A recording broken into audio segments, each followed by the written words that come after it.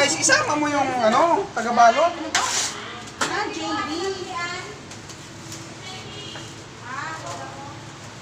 Sige po. Yan lang. Contact na lang, sir. Isama mo yung taga-balot naman. Yan, nagreklamo siya guys, oh, kasi nga pagod na daw siya pagbabalot. Kasi ang dami daw order eh.